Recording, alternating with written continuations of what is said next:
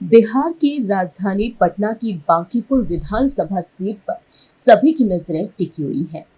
इस सीट पर उपचुनाव हुए हैं और उपचुनाव के लिए अब मतदान भी पूरा हो चुका है। 33.60% तक वोटिंग हुई इस सीट पर। मतदान पूरा होने के बाद इस आंकड़े में कुछ बदलाव होना भी संभव है। ऐसे में देखा जाए तो अब सवाल ये उठ रहे हैं कि आखिरकार इस सीट से जीत किसकी होगी। सबसे पहले आपको जानकारी दे दें कि 2025 के विधानसभा चुनाव के मुकाबले काफी कम मतदान इस बार हुआ है। कहा जा रहा है कि उपचुनाव होने की वजह से वोटिंग कम हुई है और इस बीच जनमत पोल ने अपना सर्वे जारी कर दिया।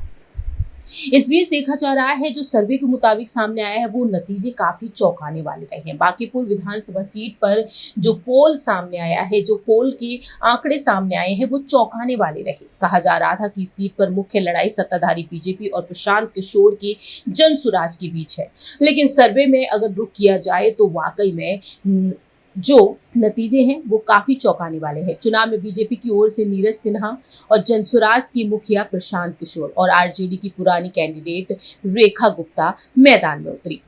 लेकिन सर्वे के नतीजों पर अगर गौर कर लिया जाए तो सर्वे में जो खुलासा हुआ है वो प्रशांत किशोर को लेकर हुआ है। जी हाँ, जनसुराज के मुखिया प्रशांत किशोर को लेकर देखा जाए तो हर किसी की नजरें टिकी हुई है कि प्रशांत किशोर इस सीट से चुनाव जीत पाएंगे या फिर नहीं।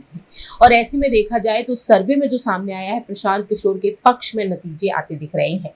पोल के सर्वे के मुताबिक जनसुराज को 66,071 वोट मिल सकते हैं। वहीं नीरज सिन्हा की बात कर ली जाए जो बीजेपी से हैं, मिलने वाली संभावित वोट का आंकड़ा 44 से 49,000 रहने वाला है और आरजेडी से रेखा वर्मा को तीसरे स्थान पर जीत दिख रही है।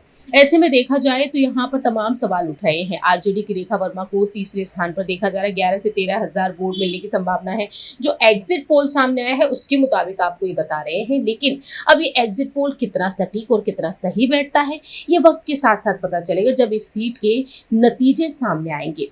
तो इंतजार है उस घड़ी का जिस तारीख को ऐलान होगा कि आखिरकार इस सीट से कौन जीता। लेकिन प्रशांत किशोर को लेकर लगातार तमाम दावे किए जा रहे हैं। प्रशांत किशोर के लिए ये बड़ी चुनौती इस वजह से भी है कि वह चुनाव में उतरे हैं और ये सीट वो सीट रही है जब इस सीट से चुनाव जीतते हुए नजर आए नितिन नवीन जो आज बीजेपी के राष्ट्रीय अध्यक्ष हैं।